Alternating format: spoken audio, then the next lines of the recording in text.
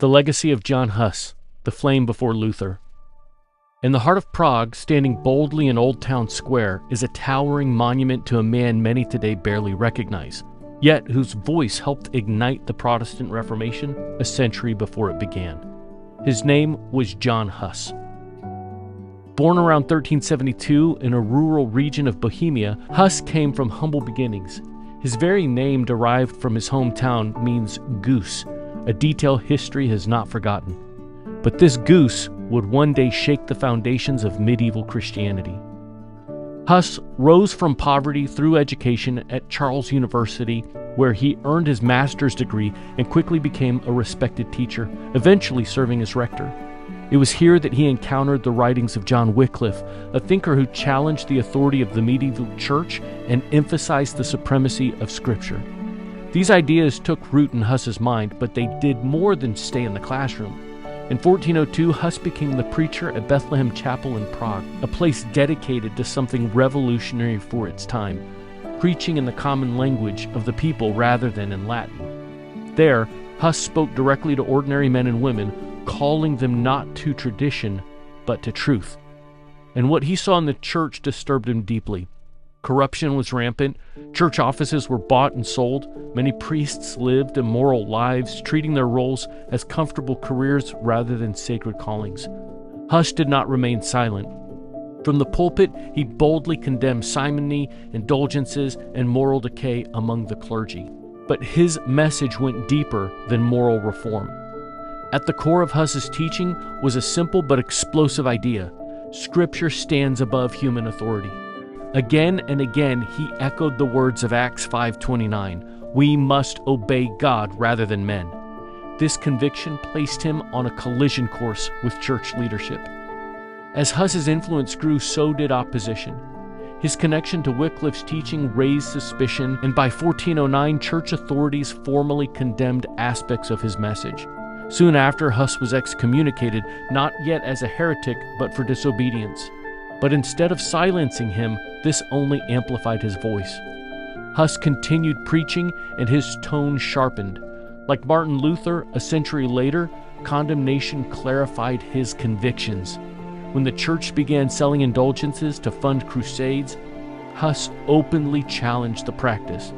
He asked a question that would echo through history. If the Pope truly has the power to release souls from purgatory, why charge money for it? Why not simply set them free? It was a devastating critique, and one that would later appear almost word for word in Luther's 95 Theses. By 1412, tensions had reached a breaking point. Hus withdrew from Prague into exile, where he continued writing and preaching across the countryside. During this period, he composed his most important work, De Ecclesia, on the church. In it, Hus redefined the church not as a hierarchy controlled by popes, but as the true body of believers, those who faithfully follow Christ. Christ, not the Pope, was the head of the church. But Hus was not only a religious reformer, he had become a symbol. Bohemia at the time was under strong German influence within the Holy Roman Empire. Many Czech people saw Hus as a champion of their identity, their language, and their spiritual independence. His preaching in Czech, his defense of biblical truth, and his resistance to foreign authority made him a national hero. His movement spread rapidly. One particularly controversial issue became central to his followers: the Lord's Supper. At the time, the church only allowed priests to drink the wine during communion, while the laity, those who weren't priests, received only the bread. Hus and his followers rejected this, insisting that Scripture supported communion in both kinds, bread and wine, for all believers. This belief became known as utriquism, from the Latin meaning both. It wasn't just about ritual, it symbolized a deeper protest against inequality and man-made tradition. By 1414, Hus's growing influence could no longer be ignored. He was summoned to appear before the Great Council of Constance, convened in part to resolve the chaos of multiple rival popes during the Western Schism. Hus was promised safe conduct by Emperor Sigismund, a guarantee of safe travel to and from the council. Trusting this promise, Hus made the journey. It would be his last. Shortly after arriving, Hus was arrested and imprisoned. The promise of protection proved hollow. He was denied a proper defense and repeatedly pressured to recant his teachings. But Hus refused. He would not deny what he believed to be the truth of Scripture. On July 6, 1415, Hus was brought before the council. One by one, his priestly garments were stripped away in a symbolic act of condemnation. He was declared a heretic. Then he was led outside the city and burned at the stake. His ashes were cast into a river, an attempt to erase him completely from history.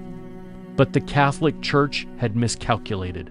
Instead of extinguishing his influence, Hus's death ignited a movement. News of his execution outraged the people of Bohemia. His followers, now known as Hussites, organized, resisted, and eventually took up arms. Within a few years, the conflict escalated into full-scale war. The Hussites were not only defending theology, they were defending identity, justice, and truth. Despite multiple crusades launched against them, they held their ground. Remarkably, they won. By 1420, the Hussite movement had secured a degree of religious independence, creating one of the first sustained breaks from Roman Catholic control, decades before Luther.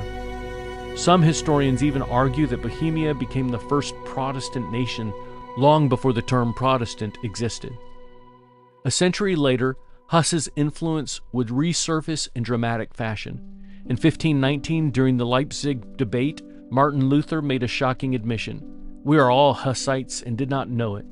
Luther had discovered Hus's writings. Though Hus remained a medieval Catholic in some sense, holding to doctrines like purgatory and transubstantiation, his commitment to Scripture, his critique of corruption, and his vision of the Church laid essential groundwork for the Reformation. Though he was not a Protestant, he was a forerunner. What then is Hus's legacy? First, a call to return to Scripture. For Hus, the Bible was not merely a religious text, it was the foundation of truth and life. Second, a reminder that Christ alone is the head of the church, not institutions, traditions, or human authority. Third, a vision of authentic faith, one that goes beyond outward religion to inward transformation. And finally, a warning. Truth comes at a cost. Hus knew the danger. He faced betrayal, exile, and ultimately death. Yet he stood firm. His final message still echoes through history. Seek the truth. Listen to the truth. Learn the truth. Love the truth. Speak the truth. Hold the truth. Defend the truth, even unto death. The goose was silenced, but the fire he lit would one day blaze across Europe. And because of the Reformation, it would never be the same.